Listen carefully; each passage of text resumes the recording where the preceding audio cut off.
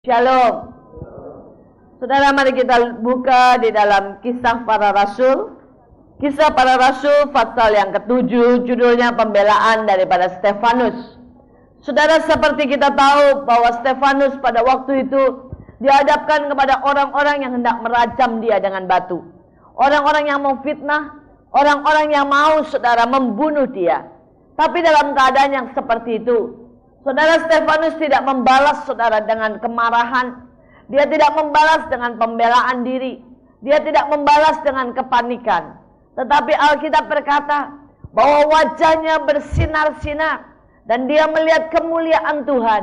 Bahkan bukan cuma itu, dia berkata, ampuni mereka karena mereka tidak tahu apa yang mereka lakukan. Nah saudara, hari-hari ini saudara, setiap dari kita mungkin menghadapi situasi seperti Stefanus. Atau mungkin kita tidak menghadapi situasi seperti Stefanus, tetapi saudara akan menghadapi situasi seperti itu. Ini bukan diartikan saudara bahwa saudara benar-benar berhadapan dengan orang yang melempari batu. Tetapi saudara dihadapkan kepada persoalan demi persoalan. Rasanya satu belum selesai, batu yang lain datang. Saudara, mungkin yang satu saudara berkata, baru anak sakit. Besoknya dimaki orang, dikeluarin lagi dari kerjaan, saudara ya. Ini namanya batu demi batu rasanya sedang merajam saudara. Saudara, mungkin yang lain sedang menghadapi difitnah. Mungkin yang lain sedang menghadapi kesulitan demi kesulitan. Saudara, yang lain mungkin merasakan tekanan di alam roh. Walaupun saudara tidak rasa yang pasti apa, tapi rasanya berat. Mau menembus Tuhan rasanya susah. Saudara, tetapi dalam keadaan seperti itu, saya mau supaya kita bisa bersikap seperti Stefanus. Saudara, kita bisa melihat bahwa di dalam segala keadaan Allah menyertai kita. Dan di dalam segala keadaan yang timbul reaksi dari hidup kita, itu bukan kemarahan, itu bukan pembelaan diri, itu bukan kekhawatiran, itu bukan ketakutan, tetapi hubungan yang semakin intim dengan Tuhan. Amin. Saudara, ini reaksi yang benar. Saudara, yang timbul dari keadaan itu, saudara, bukan Stefanus ketakutan dan kemudian saudara membela dirinya dengan menyebutkan saya tidak begini, saya tidak begini, saya tidak begini. Tapi justru pada saat seperti itu, dia bisa melihat kemuliaan Allah ada dan terpancar dari hidupnya. Saudara, ini yang hari-hari ini setiap dari kita harus mengalami. Saudara, apapun yang terjadi, kemuliaan Allah harus terpancar dari hidup kita. Apapun yang terjadi, kita harus merasakan lebih intim dan lebih intim lagi dengan Tuhan. Apapun yang terjadi, saudara dan saya harus tahu bahwa Allah beserta kita. Saudara, dan dalam keadaan seperti itu, Stefanus menyebutkan 5 nama, saudara. Saudara, dan 5 nama ini, saudara, ya, nama-nama yang spesial. Nama-nama yang sudah lulus daripada masalah. Nama-nama yang mengalami, saudara, beberapa ujian. Dan mereka semuanya lulus. Saudara, dan saya percaya nama-nama ini dibutuhkan kita pada akhir zaman ini. Kita mempelajari dan kita lihat supaya hidup kita diperkaya dan menjadi semakin indah di dalam Tuhan. Saudara, yang pertama kita lihat, saudara, adalah ayat yang ke-9. Kisah Rasul pasal 7 ayat yang ke-9. Karena iri hati bapa-bapa leluhur kita menjual Yusuf ke tanah Mesir, tetapi Allah menyertai dia dan melepaskannya dari segala penindasan, serta menganugerahkan kepadanya kasih karunia dan hikmat.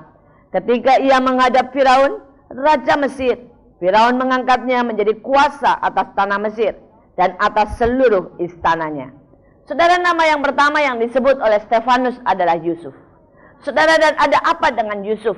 Yusuf ini adalah seseorang yang mempunyai roh kelimpahan. Saudara, roh kelimpahan itu roh yang bisa memberi terus memberi. Saudara, kita lihat dari hidup Yusuf. Saudara, pertama dia memberi pengampunan yang tidak habisnya. Saudara, dia memberi pengampunan kepada saudara-saudaranya yang menjual dia. Saudara-saudaranya ya yang mencelakai dia. Saudara, Yusuf memberi pengampunan, saudara, kepada istri Potifar. Saudara, walaupun istri Potifar itu, saudara, memfitnah dia. Pada keluarga Potifar, kepada Potifar sendiri yang dia begitu loyal, dibalas, saudara, dengan satu penghakiman yang tidak adil.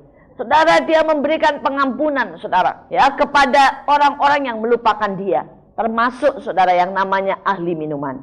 Saudara, hatinya ini penuh dengan pengampunan. Tapi dia tidak cuma memberi pengampunan, saudara tahu dia memberi nasihat. Dan dia memberi nasihat termasuk kepada orang yang paling hebat, namanya Firaun. Saudara, dia memberikan nasihat yang tepat. Saudara, yang ketiga, dia tidak cuma memberikan nasihat, dia memberikan pertolongan, saudara. Ya, pertolongan sejak dia di rumah Potifar, saudara. Bahkan sejak dia muda, Alkitab berkata dia seorang yang cakap dalam bekerja. Dia memberikan pertolongan. Saudara, dia kalau kerja terus hasilnya luar biasa karena Allah menyertai dia. Saudara, yang keempat, dia memberi makanan. Bahkan Alkitab berkata dia menyelamatkan bangsa demi bangsa. Tidak cuma bangsa Mesir, tidak cuma bangsa Israel, tapi ada banyak bangsa yang dia selamatkan karena dia memberi makanan. Saudara, ini orang berkelimpahan, saudara. Saudara, sehingga dia bisa memberi pengampunan, memberi nasihat, memberi pertolongan, bahkan memberi makanan. Saudara, hari-hari ini Allah mau supaya saudara dan saya punya roh yang seperti ini. Saudara punya sifat yang seperti ini, menjadi orang yang berkelimpahan. Saudara, orang yang berkelimpahan itu mulai dari pikiran, bukan mulai dari keadaan. Saudara, lihat Yusuf. Saudara, Yusuf ini orang yang sebenarnya tidak berkelimpahan secara materi, saudara. Tetapi saudara, Allah mengangkat dia karena dia mulai berkelimpahan dari hal spirit atau rohnya, hatinya. Saudara, saya tidak tahu apa yang saudara alami. Tapi apakah saudara menjadi orang yang bisa mengampuni? Ya, mengampuni dan mengampuni. Atau saudara menjadi orang yang menghakimi. Ada banyak orang yang selalu menghakimi, saudara. Ya, baru lihat anak muda datang, pakaiannya lusuh, saudara. Mungkin rambutnya gondrong, saudara udah ngomong begini, ini pasti anak berandalan, jangan deket-deket ya.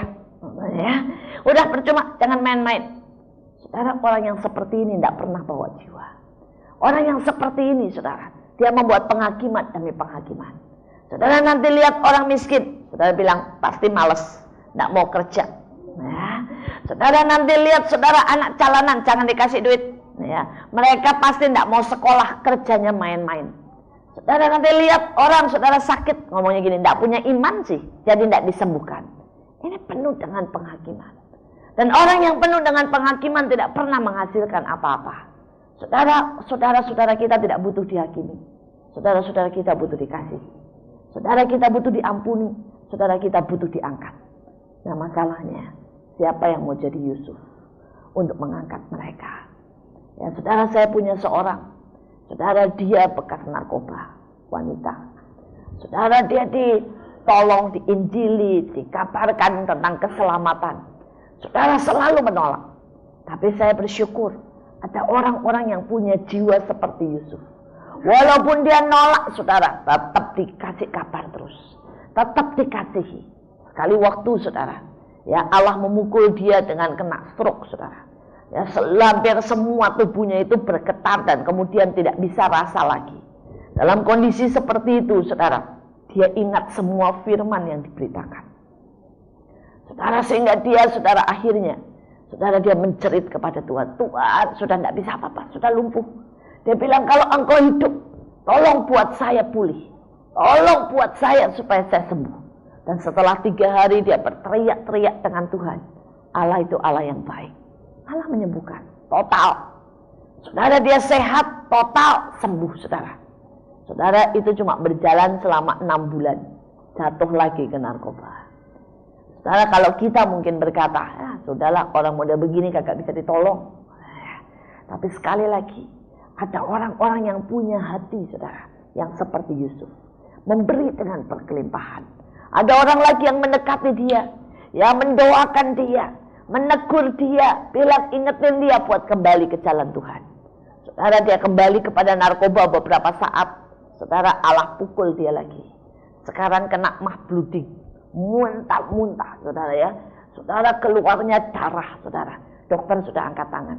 Dokter bilang mati, udah tidak bisa, ya, rusak semuanya karena narkoba. Saudara, tetapi luar biasa, ada orang yang merawat setiap hari. Ngasih bubur, merawat dia, berpengharapan dia hidup. Saudara, dokter angkat tangan. Tapi orang-orang yang punya hati seperti Yusuf, punya roh yang kelimpahan, tetap melihat pengharapan, tetap percaya walaupun kelihatannya saudara sudah tidak ada pengharapan. Saudara, dan beberapa saat sebulan Allah bukan dia total. Tapi itu berjalan cuma setahun, jatuh lagi. Saudara, kalau sudah 2 kali jatuh, saudara mau bilang apa-apa, yang model begini mah tendang aja deh. Ya, saudara tahu diri, saudara. Tetapi sekali lagi, ada orang-orang tetap yang berbelas kasihan. Saudara, dan orang-orang ini tetap menawan, tetap merawat, tetap mendoakan, saudara. Saudara, dan singkat cerita, Allah pukul dia sekali lagi. Dan kali ini bertobat total. Sampai hari ini, saudara, ya sudah lebih dari 3 tahun. Dia melayani Tuhan dengan sungguh-sungguh, dengan berapi-api, saudara. Allah menyembuhkan dia. Dia jadi berkat buat banyak orang. Karena ada orang-orang yang mau jadi Yusuf di sekitar dia. Amin. Saudara, sekarang bagaimana dengan saudara dan saya? Bisa enggak kita punya jiwa yang berkelimpahan seperti ini? Terus memberkati, terus mendoakan, terus memberi, saudara. Ya, ada beberapa orang, saudara, duitnya itu tidak bisa saudara keluar. Ya, kalau sudah masuk tidak bisa keluar, saudara ya. Dan bilangnya kan buat masa depan, ya, buat anak, buat cucu. Kalau ngasih, saudara, dikit, saudara. Ya, perpuluhan aja ribut, mana ayatnya di perjanjian baru, katanya ya. Saudara, ribut sekali, saudara. Saudara, saya mau berkata, kalau saudara sibuk cari ayatnya di perjanjian baru, ayatnya di perjanjian baru bilang seluruh hidupmu dan semua yang engkau punya itu milik Allah. Kalau saudara mau ikut perjanjian lama 10%, ikut perjanjian baru 100%, sudah tinggal pilih aja. Ya, orang Kristen itu cuma, saudara ya, cari alasan supaya dia bisa, saudara ya, untuk lari dari segala dosa kepelitannya. Saudara, dan saya berkata, ada banyak orang itu tambah kaya bukan tambah murah hati. Waktu gajinya, saudara ya, 1 juta, dia bisa ngasih perpuluhan 100.000 tambah kolektor, saudara. Tapi pada waktu gajinya, saudara ya, sudah 20 juta, dia bilang begini, 2 juta kan sudah banyak ya. Jadi 1 juta buat kolektor, yang 1 juta lagi dibagi-bagi, ya, buat perpuluhan, katanya. Saudara, saya berpikir kok bisa ya? Dulu waktu gajinya 1 juta, ya, dia bisa ngasih lebih dari 10%. Waktu gajinya, saudara, jadi 20 juta, kurang dari 10%. Saudara, orang itu bisa begitu dibutakan. Dan mereka berpikir dia ngasihnya tambah banyak. Dulu cuma ngasih 100.000, sekarang ngasih, saudara ya, 1,5 juta. Tapi gajinya berapa? Hitung persennya dong. Nah, jangan hitung jumlah. Saudara, dan orang-orang tambah hari, tambah pelit. Saudara, dan mereka pakai segala macam cara, ya, untuk bisa memotong perpuluhan. Saya bersyukur Tuhan tidak tambah pelit tambah hari. Kalau dia memikirkan bagaimana caranya memotong udara dari hidup kita, ya, memotong umur kita, habislah kita, saudara. Saudara, hari-hari ini mari coba renungkan, apakah kita punya jiwa yang berkelimpahan, ya, untuk bisa memberi, untuk bisa memberkati. Banyak orang yang mau lihat berkat besar, tapi saudara, dia tidak pernah punya kemampuan untuk memberkati. Saudara, kalau engkau mau diangkat jadi Yusuf, punya berkat besar, saudara harus punya keberanian untuk memberi. Saudara, saya punya seorang teman, saudara, dan saya lihat dari sejak dia muda, saudara, dia punya keberanian untuk memberi itu luar biasa. Lebih dari 10%, lebih dari 20%. Saudara, dia punya berapa, kalau Allah minta dia kasih semuanya. Saudara, dan hari ini Allah sedang membawa dia, memberkati dia luar biasa. Dan tetap, saudara, dia menjadi donatur yang baik. Saudara, kadang-kadang dia dapat proyek, saudara, 200 juta. Saudara, dia dengan santai kasih 100 jutanya langsung, saudara. Ya, padahal itu belum dipotong untung, saudara ya. Belum dipotong segala macam. Dia bilang, gampang lah, nanti juga Tuhan kasih proyek lagi. Saya tahu, ya, bahwa pekerjaan Allah sedang membutuhkan banyak hal, dan saya mau ikut di situ. Saudara, pernah enggak? Saudara itu punya kacamata yang berbeda. Banyak orang kalau memberi, saudara, itu dengan bersungut-sungut. Bahkan beberapa orang berkata gereja itu UUD. Saudara tahu UUD? Ujung-ujungnya duit. Saudara ya, padahal salah. Orang yang mengerti, saudara akan tahu, menabur di ladang Tuhan itu sesuatu yang paling luar biasa. Saudara itu menabur di sini maupun di dalam kekekalan. Dan Allah itu tidak pernah berhutang. Saya sudah hidup di dalam kelimpahan bertahun-tahun. Berapa yang saya tabur, saudara, Allah tidak pernah berhutang. Dia kembalikan berlipat kali ganda. Saudara, kalau engkau mau menjadi orang-orang yang seperti Yusuf, di tengah kelaparan engkau tetap kelimpahan. Di tengah kelaparan engkau memberi makan orang.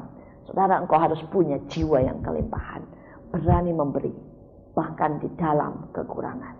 Saudara, kalau engkau sudah diuji dalam segala perkara, engkau bisa tetap memberi dan memberi. Allah akan memberkati engkau. Dan saudara akan lihat bagaimana multiplikasi itu terjadi dalam hidup saudara. Berlimpah, bertumbuh, berkali lipat ganda saudara terjadi. Ini bicara soal jiwa. Ini bicara soal berkat. Ini bicara soal nasihat. Ini bicara soal segala sesuatu. Miliki roh yang berkelimpahan. Jangan miliki roh yang miskin. Ada orang-orang yang memiliki roh yang miskin, saudara. Ya, pikirannya saudara itu negatif terus. Ada orang yang memiliki roh yang kepahitan. Ya, memiliki saudara spirit yang kontrol. Ya, kerjanya saudara mengontrol. Suami kalau pulang dipelototin. Jam berapa ini? Kenapa terlambat 10 menit? Saudara ya. Ini roh kontrol, saudara, sama anak ngontrol, saudara. Dan ini mematikan. Tetapi saya berdoa, kita punya roh kelimpahan. Punya hati yang berkelimpahan. Ini akan membawa sesuatu yang luar biasa. Saudara, yang kedua, saudara. Dikatakan yang kedua, saudara, adalah Musa. Kita lihat ayat yang ke-35. Musa ini yang telah mereka tolak dengan mengatakan, siapakah yang mengangkat engkau menjadi pemimpin dan hakim? Musa ini juga yang telah diutus Allah sebagai pemimpin dan penyelamat oleh malaikat yang telah menampakkan diri kepadanya di semak duri itu. Ada dua hal yang paling menonjol dari Musa, saudara. Yang pertama, Alkitab berkata, tidak ada orang yang begitu dekatnya dengan Tuhan sampai berhadapan muka dengan muka. Saudara, dan Musa ini juga yang mengeluarkan satu statement yang dibuat lagu. Jangan suruh aku berangkat kalau engkau tidak berjalan bersama aku. Saudara, dia seseorang yang ditawarkan Allah banyak hal. Saudara, Allah menawarkan keberhasilan. Tuhan bilang, Musa, kamu jalan sama malaikatku aja. Di depanmu semuanya akan halau musuh-musuhmu. Engkau akan berhasil. Dan dia berkata, enggak Tuhan, aku tidak pilih keberhasilan. Aku pilih engkau berjalan bersama aku. Tuhan berkata, Musa, aku akan bunuh orang Israel semuanya. Dan aku akan jadikan engkau bangsa yang besar. Dan Musa berkata, enggak Tuhan, ampuni mereka. Karena mereka bangsa pilihanmu. Dan dia berkata, aku bagianku, cukuplah engkau. Saudara, ini luar biasa. Kalau saudara cerita dan lihat, saudara, dia punya keintiman. Saudara, dan banyak anak Tuhan tidak pernah punya keintiman. Orang yang punya keintiman akan bisa meraba hatinya Tuhan. Orang yang punya keintiman mengerti pikirannya Tuhan. Orang yang punya keintiman tahu jalan-jalannya Tuhan. Saudara, mendengar suara Tuhan, ini adalah orang-orang yang punya keintiman. Saudara, dan akhir zaman ini kalau saudara tidak punya keintiman, maka saudara akan ditipu, digilas oleh zaman ini. Saudara akan banyak nanti mendengar nabi-nabi palsu. Dan saudara tidak akan tahu mana yang asli dan mana yang palsu. Karena mana? Tidak pernah jalan dengan Tuhan. Tidak pernah dengar suara Tuhan. Saudara, dan kalau saudara tidak punya keintiman, saudara juga akan ditipu. Saudara lihat perusahaan kelihatannya bagus. Saudara masuk di situ dalam waktu singkat kolaps. Saudara lihat sekolah kelihatannya bagus dan mahal. Tapi saudara masukkan di situ dalamnya New Age. Anak-anak saudara keluar, saudara jadi orang-orang ateis. Saudara, hati-hati, ada banyak sekolah saat ini. Ya, itu saudara sebenarnya saudara, mereka sedang menganut ajaran New Age. Saudara, itu sekolah-sekolah yang bertaraf internasional. Saudara, mereka berkata bahwa semuanya baik. Semua agama baik, ya, dan semuanya kita harus menghormati setiap orang. Ya, kalau lesbi, homo pun semua harus dihormati. Saudara, hati-hati, hati-hati sekali saudara. Ada begitu banyak saudara yang sebenarnya kita perlu belajar berjalan dalam kepekaan. Kalau saudara mengikuti Tuhan dalam kepekaan, itu akan enak sekali. Ya, saudara akan diluputkan dari banyak hal. Saya masih ingat beberapa bulan yang lalu saya ke Surabaya. Saudara, dan sebenarnya saya khotbah itu jam 10 di sana. Jadi saya bisa berangkat, saudara ya, santailah. Misalnya saya berangkat jam 8, sampai sana jam 9 langsung ke tempatnya, khotbah jam 10. Tapi Tuhan bilang suruh berangkat dengan pesawat yang paling pagi 5:30. Saudara, dan saya pikir buat apa? Itu akan meletihkan, karena nunggunya lama. Tapi Tuhan bilang berangkat 5:30, yang paling pagi. Saudara, saya berangkat dengan pesawat yang paling pagi. Sampai di Surabaya dapat SMS. SMS-nya berkata, saudara, teman saya juga mau ke Surabaya. Dan dia berkata sistem radar di Cengkareng rusak. Dan semua pesawat delay, saudara. Itu 4-5 jam. Dan saat itu Tuhan berkata, coba ya, kamu tadi berangkat sama yang jam 8. Tidak bisa khotbah, saudara ya. Karena semuanya delay. Saudara, seringkali kita tidak tahu apa yang terjadi. Dan Tuhan itu tidak cerewet ngomong bilang nanti begini, enggak, saudara. Yang Tuhan minta itu ketaatan dari kita. Ya, Tuhan bicara, terserah kita. Apakah kita mau menangkap? Apakah kita mau taat atau kita tidak? Saudara, ada banyak hal, saudara, dalam hidup ini. Saya melihat karena ketaatan Allah meluputkan. Ya, Allah, saudara, itu bicara dengan sangat jelas, saudara. Kadang-kadang, saudara, malam-malam anak-anak saya, saudara, saya ajari mereka untuk menanggapi mimpi.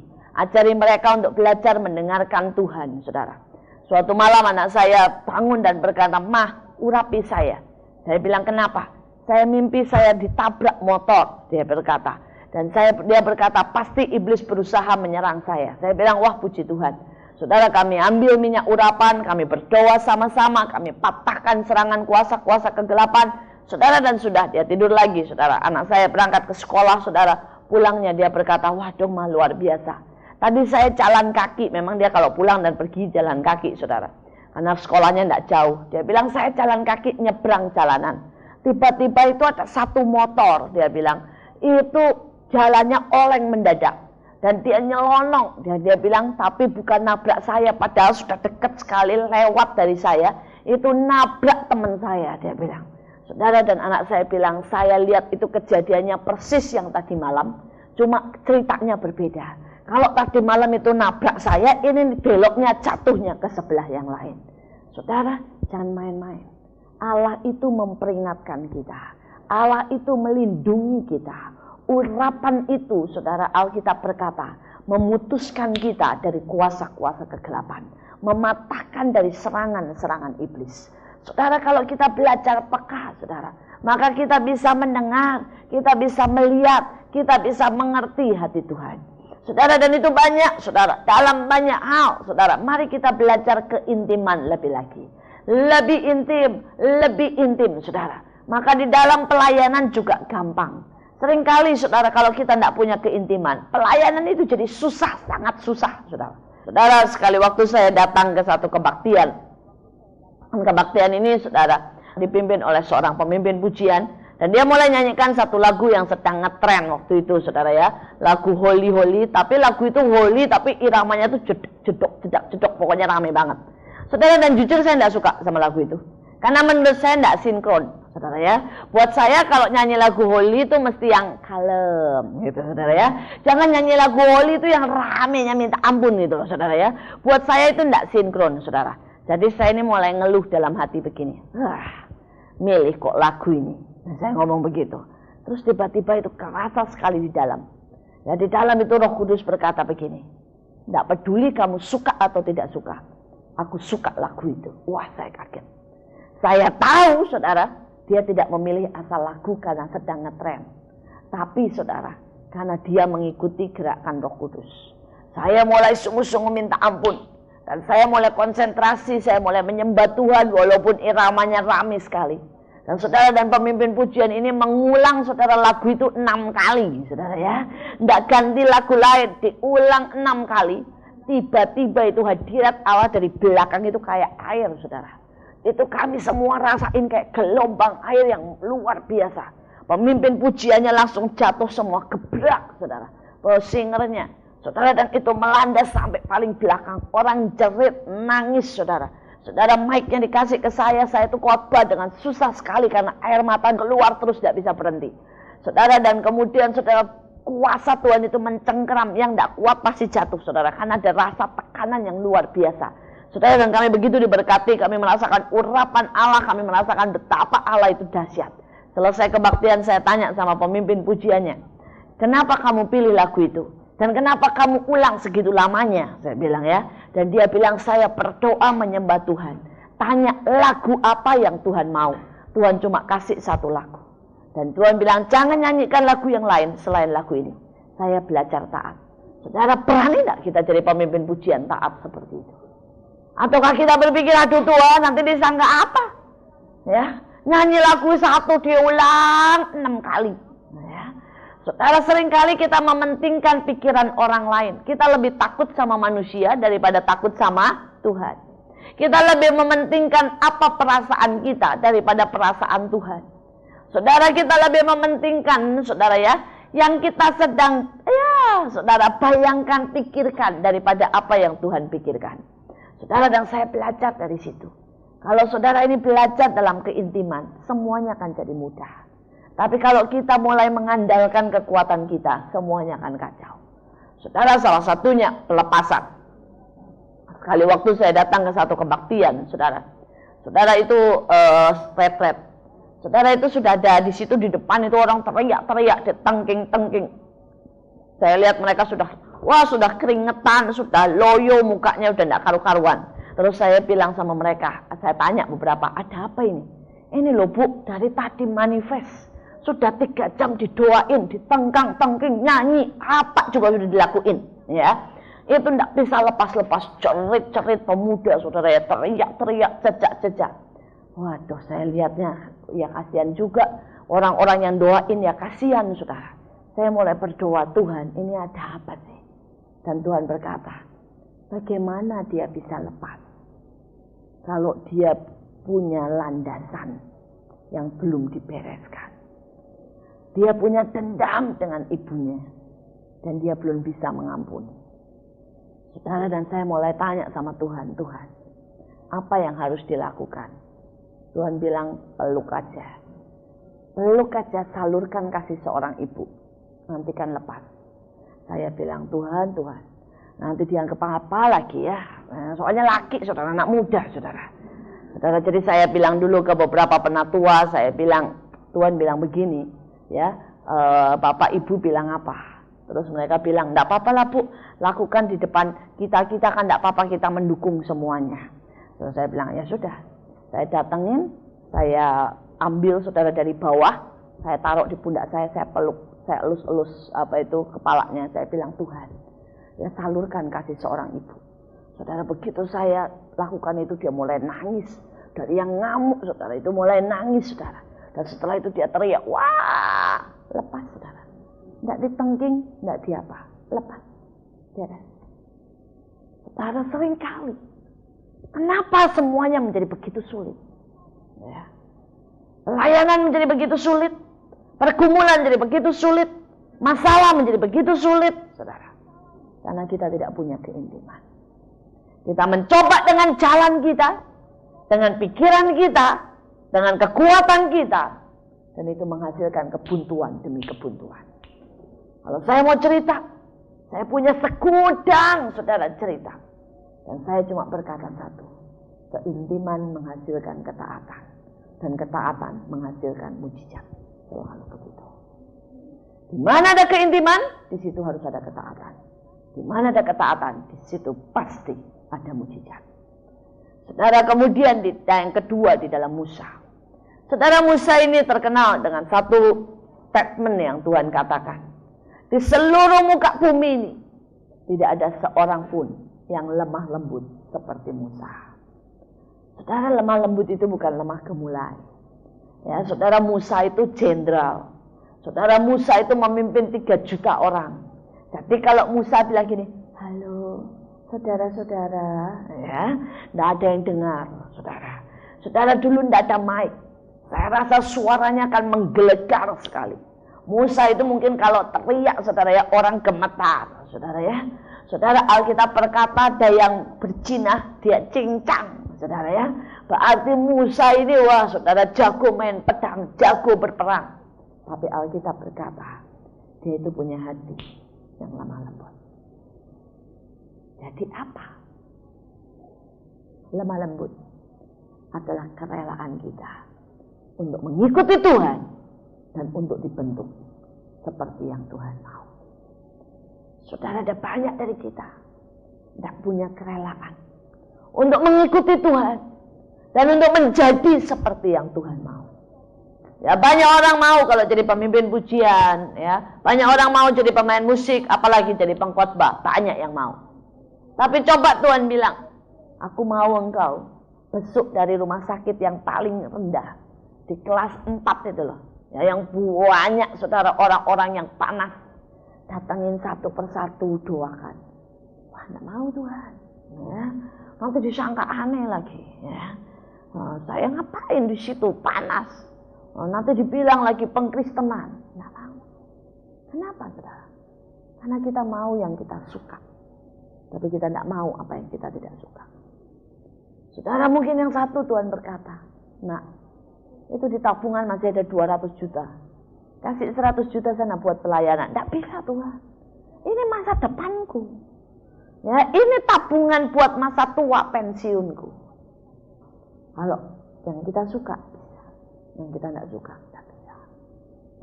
Dan mungkin yang satu Tuhan berkata, bangun pagi jam 4. Wah, tidak bisa. Aku hobi nonton malam. Ya.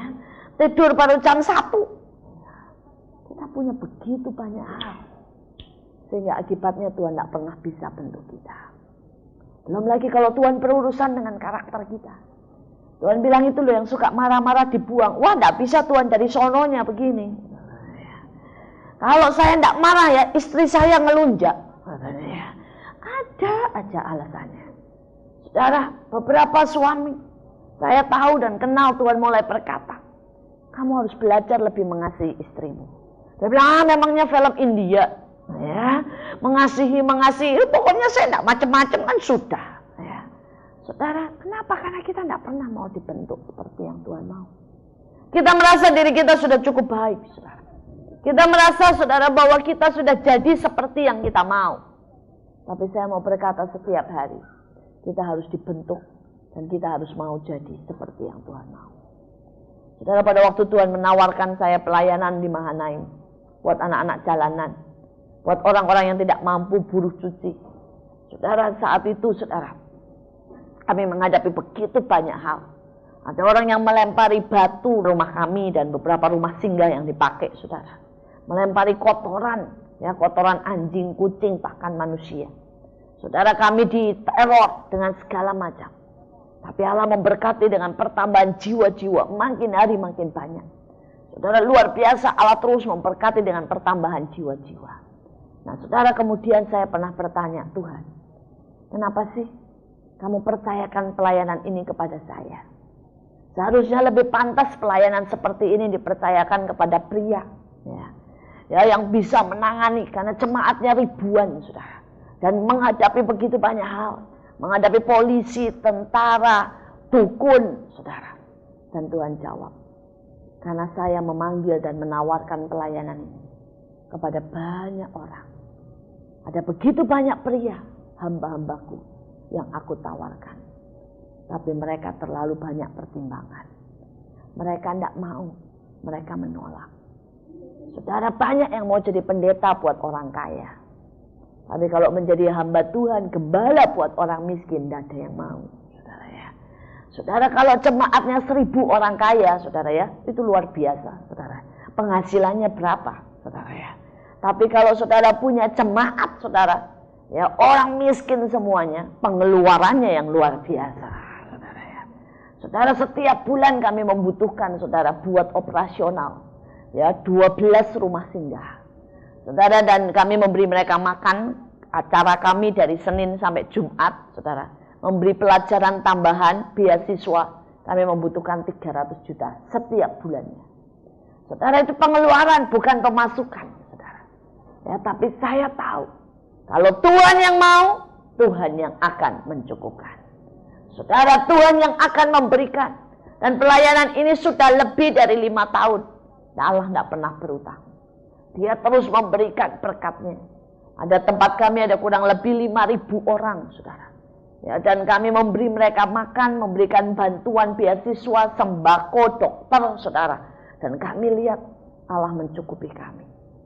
Saudara, dan kami melatih mereka untuk tidak menjadi peminta, tapi bekerja. Kami melatih mereka untuk kerja dan membuat kartu-kartu, saudara ya. Kartu yang bisa ditulis, buat ulang tahun, buat segala sesuatu.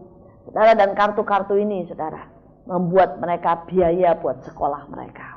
Saudara, dan saya lihat bagaimana saudara Allah membuat itu berkembang. Allah memberkati dengan sekolah, saudara.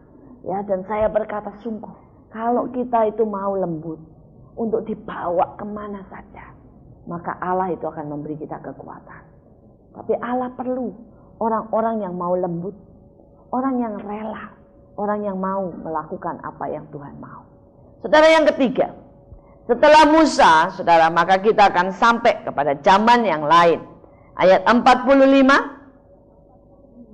Kemah itu yang diterima nenek moyang kita dan yang dengan pimpinan Joshua dibawa masuk ke tanah itu. Yaitu waktu tanah ini direbut dari bangsa-bangsa lain yang dihalau Allah dari depan nenek moyang kita. Demikianlah sampai kepada zaman Daud. Daud telah mendapat kasih karunia di hadapan Allah dan ia memohon supaya ia diperkenankan untuk mendirikan suatu tempat kediaman bagi Allah Yakub. Tapi Salomo lah yang mendirikan sebuah rumah untuk Allah. Saudara, ada nama Yosua di sini. Saudara, dan Yosua adalah seseorang yang terkenal dengan perang. Seumur hidupnya perang. Dan Alkitab berkata, saudara, kuatkan dan teguhkan hatimu, karena engkau lah yang akan memimpin dan menduduki tanah itu. Setiap tanah yang kau injak akan menjadi milikmu.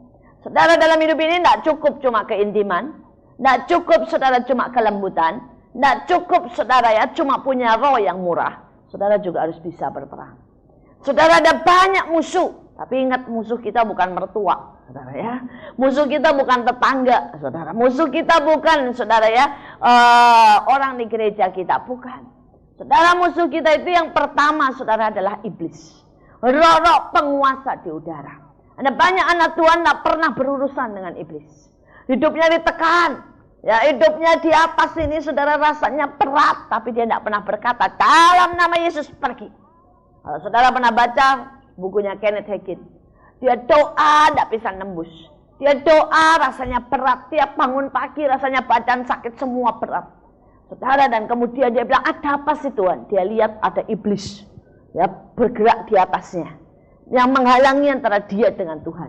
Dan dia teriak-teriak sama Tuhan, Tuhan, tangking dong nih iblis, tangking dong. Tuhan diam aja. Dia bilang, kenapa sih Tuhan tidak mau tangking? Tuhan bilang, itu urusanmu, bukan urusanku. Aku sudah memberikan kuasa itu kepadamu.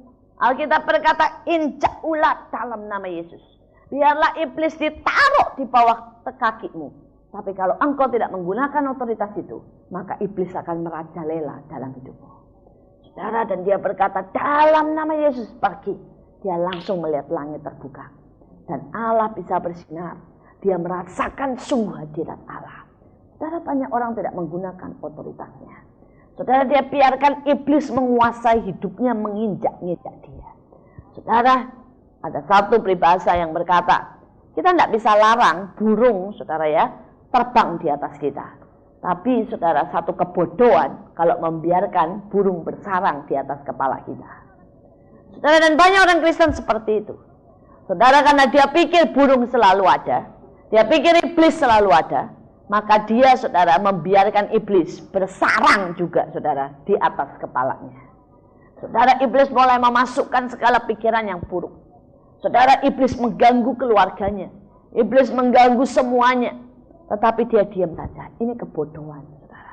Memang iblis ada di mana-mana. Tapi jangan pernah biarkan dia bersarang dan mengganggu hidup saudara. Saudara, seringkali saya guyon sama beberapa orang. Ya, saya lebih suka mengganggu iblis daripada iblis mengganggu saya. Ya, bahkan sebelum iblis menyerang saya lebih suka menyerang iblis. Saya berkata, ada banyak anak-anak Tuhan, dia bertahan. Saudara, dan kalau engkau dalam posisi bertahan, paling bagus engkau survive, betul?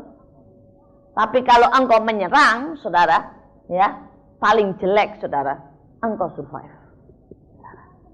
Ya, engkau menyerang, engkau bisa menduduki. Engkau bisa merebut punya musuh. Engkau maju kok. Saudara. Nah, banyak anak Tuhan, saudara, dia cuma survive. Jadi paling bagus dia bertahan. Jeleknya apa? Hancur. Rebut semua miliknya. Diambil oleh iblis. Tapi kalau saudara berani menyerang, saudara, paling-palingnya, paling parahnya engkau survive. Tapi banyak kali kita akan merebut segala sesuatu yang sudah menjadi bagian kita. Karena itu Alkitabiah. Alkitab berkata, tanah yang kau injak akan menjadi milikmu. Alkitab berkata, saudara, apa yang kau katakan itu yang terjadi. Alkitab berkata, berperang, karena Tuhan kasih seluruh perlengkapan senjata Allah. Saudara, hari-hari ini apakah engkau pakai seluruh perlengkapan senjata Allah? Apa engkau berperang buat Indonesia? Apa engkau berperang untuk usahamu? Apa engkau berperang untuk keluargamu? Apa engkau rebut jiwa-jiwa? Alkitab berkata, minta bangsa-bangsa, aku akan memberikan. Alkitab berkata, lepaskan mereka yang terikat. Saudara, saya melihat itu dalam pelayanan kami. Saudara, saya seringkali berdoa dan berkata, aku panggil Tuhan. Dalam nama Yesus, jiwa-jiwa aku panggil. Dalam nama Yesus. Saudara, dan kami mulai buat acara, saudara. Dan kami berkata, kami panggil 1000 jiwa. Kami buat acara, saudara, yang datang itu 1000 orang. Kalau kami berkata, kami berdoa, kami minta, ya, 2000 orang. Yang datang 2000 orang, saudara. Kami lihat kadang-kadang kami tidak tahu ini dari mana orang-orang ini. Ya, dan ini bukan orang Kristen. Ini juga bukan orang-orang yang biasa di gereja. Tapi pada waktu kami doa puasa, kami jalani kota Bekasi. Kami rebut jiwa-jiwa. Kami berkata, Tuhan, kami percaya. Ya, mereka jadi milik Tuhan. Mereka datang.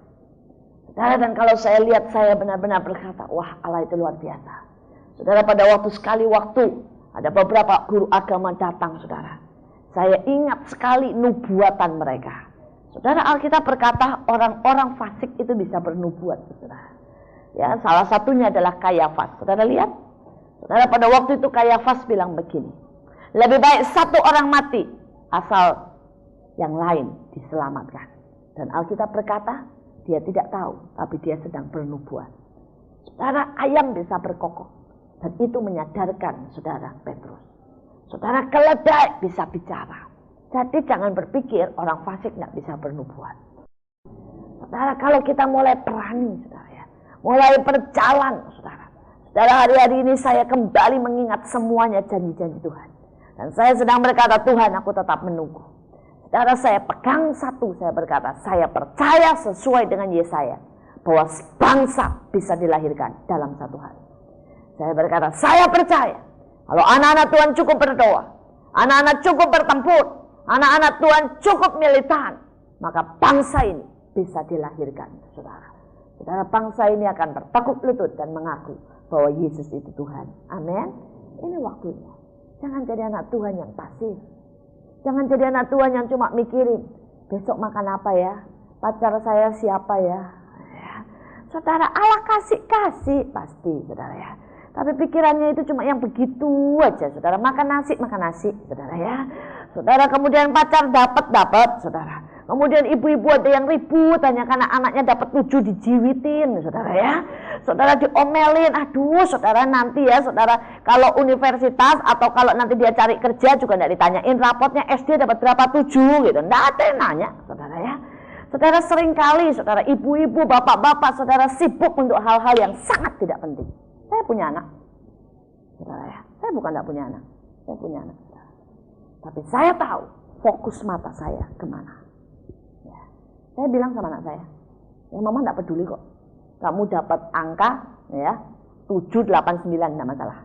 Pokoknya jangan di bawah 7. Deal, saya bilang. Pokoknya kalau kamu bisa dapat 7 ke atas, tidak usah belajar. Ya, nikmati hidup ini, cinta Tuhan, pelayanan, ya, lakukan apa yang kamu bisa, kembangkan kreativitas. Tapi kalau di bawah 7 kita berurusan. Gampang tuh, saudara ya. Saudara, dan anak saya tahu, saudara. Kita deal, saudara, dan itu kita deal sejak dia kelas 1 SD. Sampai sekarang mereka sudah kelas 6, saudara ya. Kelas 6 dan kelas 5. Nggak masalah, saudara. Ya, saya bisa pelayanan, suami saya bisa kerja, saudara. Mereka bisa mengambil banyak hal. Mereka cinta Tuhan, saudara. Ya, mereka tahu apa yang mereka pilih, saudara. Ya, saya berkata, mama nggak peduli kok. Saya bilang kamu dapat 7, itu tidak menentukan masa depanmu. Tidak menentukan masuk surga atau tidak masuk surga, saudara. Saudara, bukan saya anti kalau anak saudara pintar, enggak. Saudara, saya bersuka kalau anak saya dapat 9, jelas, saudara 10. Tapi itu bukan fokus. Saudara, demikian juga hidup ini. Saya sedang bertanya, fokusmu di mana? Fokusmu di mana, saudara? Ada orang yang hanya naik mobil, disikat sedikit, marah. Fokusnya di mana? Hanya cuma urusan naik mobil dipotong dikit, marah. Ada orang naik parkir, saudara, cari parkir di TA di Taman Anggrek. Saudara, dia mau masuk, ada mobil masuk duluan. Wah, turun maki-maki. Saya bilang, ini orang naik mobil. Mobilnya mending kalau jelek, bagus. Tapi mentalnya gitu loh. Ya. Hanya soal parkir aja, hilang damai sejahtera. Fokusnya di mana, saudara? Ada bapak-bapak, saudara pulang, istrinya terlambat aja ngasih makanan, marah. Fokusnya di mana? Ada ibu-ibu, pembantunya mecahin gelas 1 aja, seharian uring-uringan. Saudara, saya sedang berpikir, apa sih gitu loh, yang jadi penting itu semuanya. Ada begitu banyak hal yang ilahi yang seharusnya kita kejar. Ya, Alkitab berkata, pandanglah pikiran kepada yang di atas. Bagaimana mungkin kita menyibukkan dengan hal-hal yang sepele seperti itu? Tidak tahukah kita bahwa kita sedang berperang, merebut begitu banyak jiwa-jiwa yang seharusnya berjalan ke neraka? Tidak tahukah kita bahwa kita sedang mengemban satu tugas yang penting, yang mulia? Kata Paulus, biarlah kita berlari sedemikian rupa, ya, karena kita akan mencapai dan mendapat mahkota, saudara. Tapi kita sibuk hanya karena urusan yang sepele, ya, urusan yang sepele. Dan saya berdoa supaya saudara melatih dari kecil, melatih anak-anak saudara. Ya. Saudara dari kecil bisa. Saya heran kalau lihat anak-anak kecil ya. Hanya gara-gara masuk baru, tasnya tidak baru, nangis, tidak mau sekolah. Heran, saudara ya. Kenapa? Karena dibiasakan fokusnya ke arah sana. Saudara, buat anak saya itu tidak penting, saudara. Karena fokusnya sudah tidak ke sana, saudara. Ya, anak saya dari kecil saya ajar untuk mengerti yang penting, saudara. Saya berkata sama mereka, ya, hal-hal baju, sepatu itu bukan yang penting. Tapi mereka bagaimana menangkap Tuhan, mendengarkan Tuhan, berlari pada tujuan, saudara, tahu membangun, ya, apa yang ada di depan mereka. Dan saya bersyukur, saudara, saya bersyukur bahwa mereka mengenal Tuhannya. Itu jauh lebih penting, itu jauh lebih berharga dari apapun yang saya bisa berikan dalam hidup ini. Ya, dan saya berdoa supaya saudara jadi orang tua, menanamkan itu buat hidup saudara. Ayah saya tidak memberikan harta, saudara, tapi orang tua saya memberikan Yesus Kristus Tuhan dalam ketiga anaknya. Dan sampai detik ini saya bersyukur untuk itu. Saya bersyukur karena ayah saya mengajar tentang keintiman dengan Tuhan sejak saya kecil. Saya bersyukur sejak umur 3 tahun. Ya, sejak umur 3 tahun. Mungkin ayah saya adalah ayah yang paling unik, saudara. Ya, saya pun tidak seberani ayah saya. Saya masih ingat kok. Sejak saya umur 3 tahun, saudara, kalau sakit tuh saya ditanya, mau pakai iman atau pakai obat? Ditanya begitu.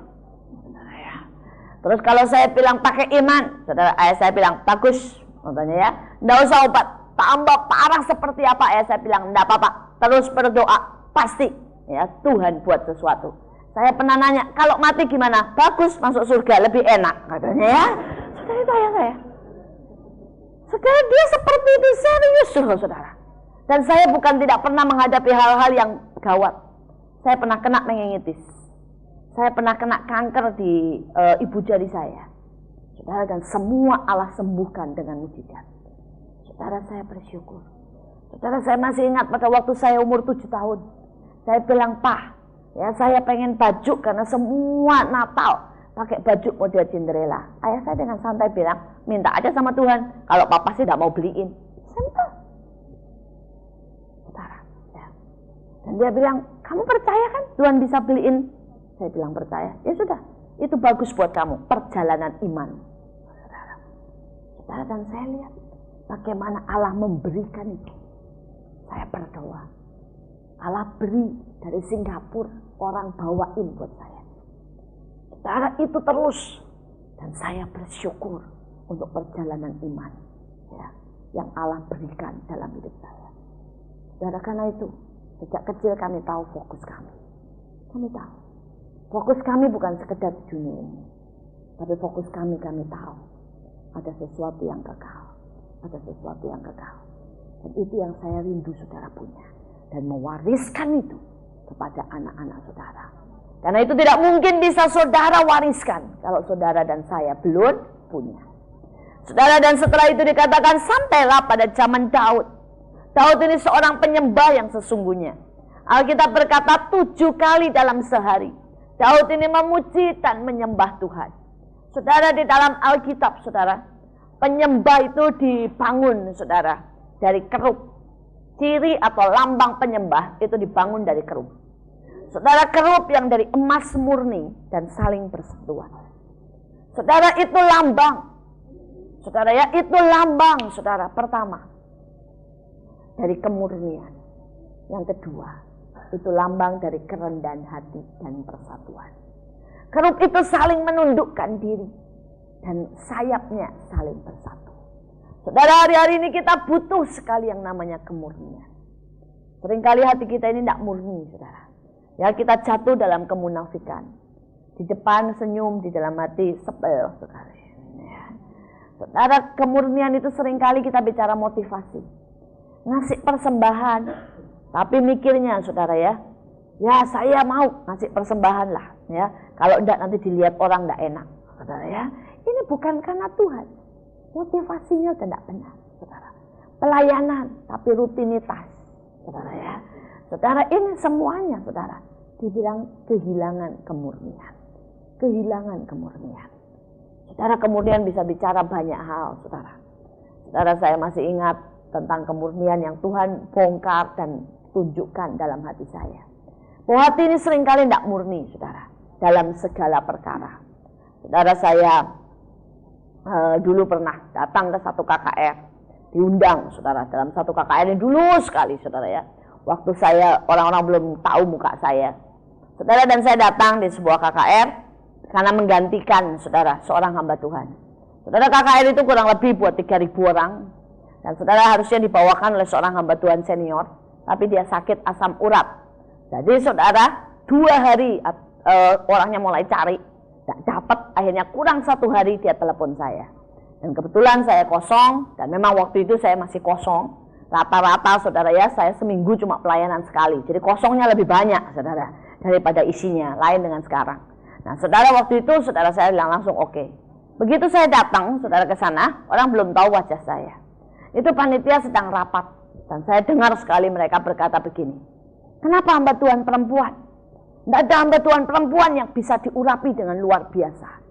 Terus yang satu bilang, sudah nyari kemana-mana, habis semua hamba Tuhan laki. Jadi saya ini pilihan terakhir dari mereka. Saudara, yang satu lagi bilang, ya udahlah kalau perempuan.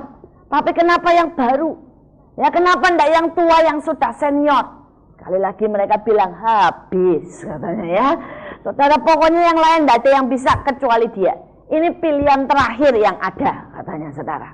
Saudara, sudah saya duduk ke depan, saya pura-pura dan tidak dengar, saya ke depan.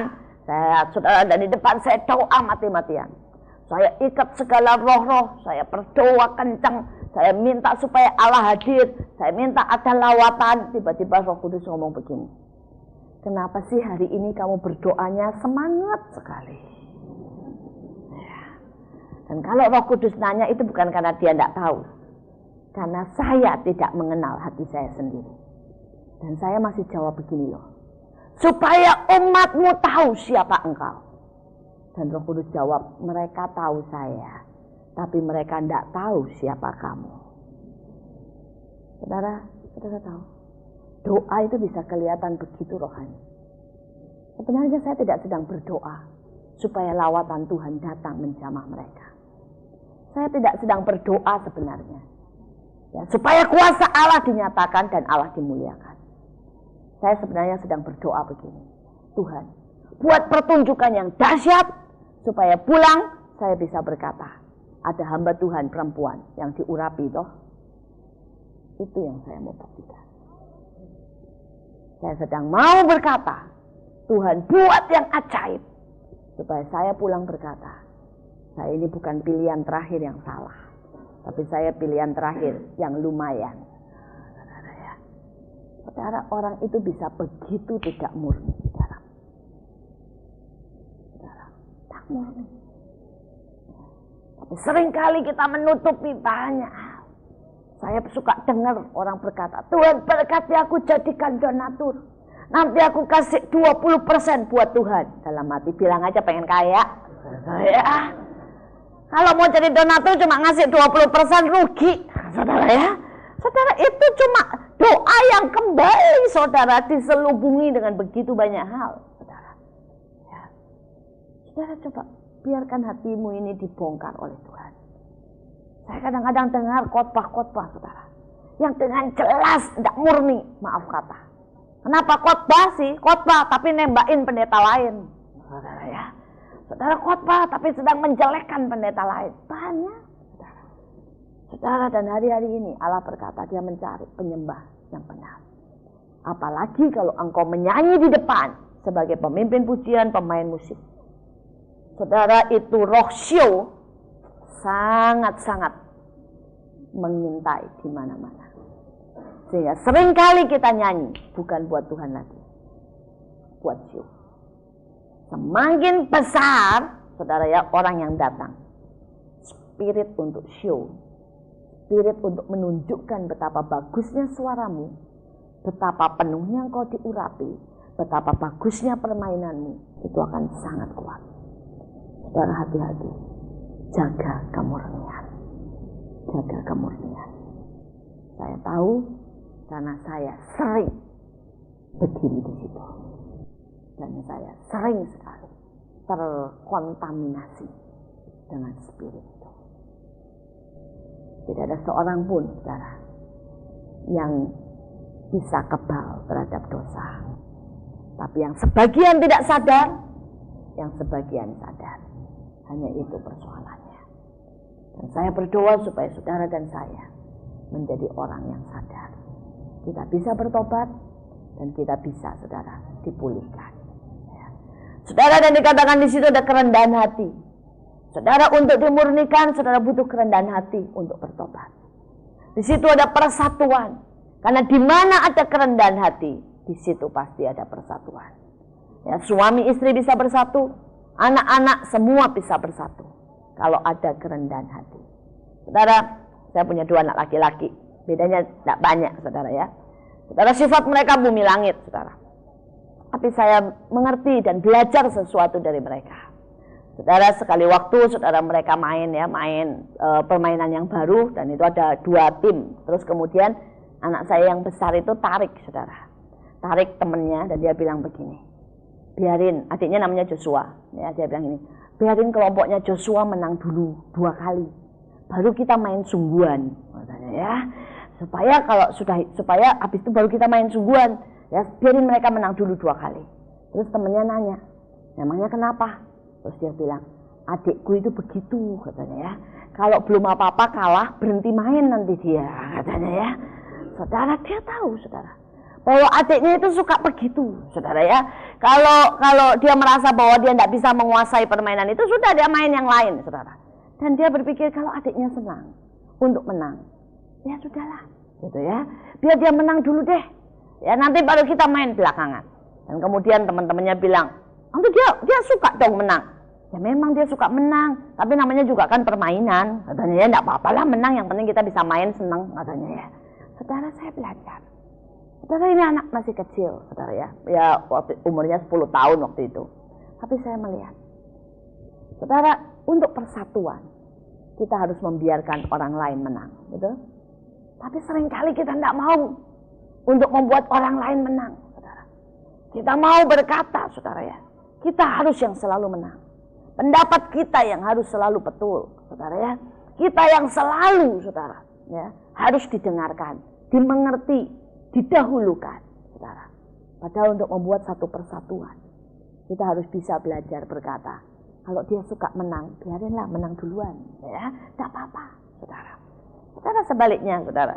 Saya lihat, saya suka mengamati anak saya. Saudara, dan semua orang bertanya sama saya, ya kenapa anak ibu itu 2 laki beda, ya umurnya beda sedikit. Tapi kok bisa lengket kayak perangko? Ya saya juga tidak tahu, saudara ya. Itu salah satu anugerah yang luar biasa. Tapi memang setiap malam saya tumpang tangan sama mereka. Dan saya bilang ikat mereka dalam kasih, pengertian, persaudaraan, pertemanan yang kuat Tuhan. Dan saya banyak belajar dari mereka. Saudara, sekali waktu sebaliknya, mereka mau main, saudara ya, perang-perangan. Biasalah laki mainnya perang-perangan. Terus kemudian adiknya bagi 2 kelompok lagi kan, yang antara yang baik sama yang jahat. Sekarang adiknya yang ngomong begini, kelompok kokoh biarinlah ya, dia pasti mau jadi pahlawan, kita yang jadi terorisnya aja, katanya ya. Terus saya nanya sama dia, setelah selesai permainan saya nanya, Jos, kenapa sih kamu selalu pilih jadi penjahat? Ya. Kokoh selalu jadi figur yang baik. Itu selalu, karena saya perhatikan, saudara. Terus dia senyum, dia bilang gini, kayak mama enggak tahu aja. Kokoh itu kan selalu senang jadi pahlawan, katanya ya. Saudara, ya biarinlah. Saya memang terkenal di rumah ini kan lebih nakal dari Kokoh, katanya ya. Ya sudah, saya tak yang jadi penjahat. Saudara, dan itu dia bukan minder, dia tahu persis. Bahkan dia suka senyum dengan kakaknya dan dia berkata, makasih ya Koh, kamu kan selalu ngalah. Saya 5 kali nakal, kamu 2 kali nakal, katanya ya. Saudara, dia tahu. Dan dia tahu bahwa kakaknya suka jadi pahlawan. Kakaknya bangga dengan kebaikannya, saudara ya. Dan adiknya bisa berkata, enggak apa-apa. Aku lebih buruk dari engkau, enggak masalah. Ya. Yang penting kakakku bangga dengan itu. Saudara, ini hal yang sepele. Tapi berapa banyak dari kita mau orang lain jadi pahlawan? Seringkali maunya kita yang jadi pahlawan. Saudara, berapa kali kita mau bahwa orang lain lebih benar. Suami istri aja kalau ribut ya, saya lihat rata-rata bilang, enggak bisa, saya yang benar. Bagaimana saya bisa minta maaf? Oh, dia selalu merasa benar, padahal saya yang benar. Apa salahnya sih kalau orang lain merasa benar? Saudara, pada waktu saya lihat anak saya bilang, iya, dia sesimpel itu. Kalau Kokoh suka dia jadi pahlawan dan merasa benar, kenapa tidak? Saya selalu yang jadi yang nakal juga tidak masalah. Dan saya tahu Kokoh mengasihi saya, selesai. Saudara, saudara, itu hal yang sepele. Tapi itulah kunci persatuan. Saling merendahkan diri. Saling memberikan apa yang orang itu suka, bukan yang kita suka saja. Saudara, ya, dan saya berdoa supaya kita makin hari makin bersatu. Karena Alkitab berkata, kalau ada persatuan, maka kuasa Allah akan dinyatakan. Ada persatuan, berkat kehidupan akan diturunkan. Yang terakhir, sampailah di zaman Salomo. Dan Alkitab berkata apa dengan Salomo? Hikmat. Saudara, Salomo ini orang yang bertanya ya, dan meminta kepada Tuhan untuk hikmat. Saudara, dan kita butuh hikmat. Alkitab berkata hikmat akan membuat kita, saudara, ya, untuk melakukan dengan tepat dan dalam. Tepat. Ya, saudara. Dan banyak orang tidak bisa melakukan dengan tepat karena tidak punya hikmat. Mungkin berkarunia, tapi tidak berhikmat. Saudara, ada orang berkarunia sehingga dia bisa lihat celah siapa yang salah. Nah, misalnya saudara di dalam kebaktian dia berdoa, tiba-tiba dia lihat, wah yang ini berzina. Dia tuding langsung di depan umum. Hai wanita itu, berzina. Katanya ya, bertobat, bukannya bertobat, sakit hati. Saudara, memang benar berzina. Tapi bukan begitu kan caranya. Engkau bisa pulang, hampiri, bicara, dan orang ini dimenangkan. Saudara, ada lagi, saudara. Ya kerja, dia cinta Tuhan. Sehingga akibatnya saudara di mejanya semua ditempelin. Yesus nomor 1, apalah semuanya. Sehingga sekantor benci dia karena fanatik. Saudara ya, saudara ini dia benar cinta Tuhan. Tapi tidak caranya begitu kan. Saudara, membuat orang-orang kesal, saudara. Ya, dengan superiornya dia. Dengan rasanya, saudara, dia membanggakan semuanya, saudara. Menentang segalanya. Saudara, ada lagi yang lain. Saudara, dia ceritanya mau mendahulukan Tuhan. Saudara, keluarganya ulang tahun pernikahan. Mamahnya ke-50. mertuanya, bukan mamanya, mertuanya. Saudara, dan dia bilang begini, saya menyintai Tuhan, karena itu saya kebaktian dulu, nggak bisa ya ikut perayaan. Saudara, ini nggak berhikmat. Perayaan 50 tahun itu seumur hidup cuma sekali. Saudara ya, saudara, engkau bisa ke gereja kapan saja, bukan masalah tidak mendahulukan Tuhan. Tuhan tahu. Dan keluarga mertuanya itu belum kenal Tuhan, habislah. Dibilang itu orang Kristen fanatik, saudara. Saudara, kita harus punya hikmat, saudara, supaya saudara tidak istilahnya konyol, saudara ya. Ada kadang-kadang, saudara, ada banyak orang yang konyol. Kemarin dulu, saudara, saya datangin seorang pengusaha, saudara, dan dia berkata, Bu, saya ketipu 3M. Ya, kok bisa ketipu 3M? Saya bilang, Bapak ini pengusaha sudah cukup lama, 10 tahun, kok bisa ketipu 3M? Ya, yang datang pendeta, Bu, katanya ya. Pendeta, dia bilang ini prospeknya bagus, begini. Ya, saya pikir namanya pendeta ya pasti baik, katanya ya. Saya bilang, siapa bilang? Alkitab juga berkata ada banyak, saudara, yang namanya serigala berbulu domba. Saya bilang, apalagi pendeta, namanya juga pendeta full time, tidak tahu tentang bisnis, kok percaya? Saya bilang ya. Saudara, pakai hikmat. Saya bilang, pakai hikmat. Saya bilang, saudara, karena itu saya mau berkata, saudara, ini waktunya. Saudara harus bisa menangkap dalam hidup ini. Ya. Saudara harus punya yang pertama, saudara. Yang pertama tadi apa, saudara? Ya, sudah lupa. Iya sih, saudara ya. Saudara harus punya roh yang kelimpahan, saudara ya. Hati yang terlimpah, saudara. Yang kedua, punya apa, saudara? Keintiman dan kelembutan. Yang ketiga, wah, saudara nanti pulang belajar ya. Saudara ya, punya, saudara ya, kekuatan di dalam peperangan, saudara ya. Ini kalau dites dapatnya jangan-jangan 5 loh, saudara ya. Ya, saudara, tapi saya berdoa supaya Roh Allah mengingatkan dan membuat saudara menjadi pelaku firman dan bukan pendengar saja. Mari kita berdoa.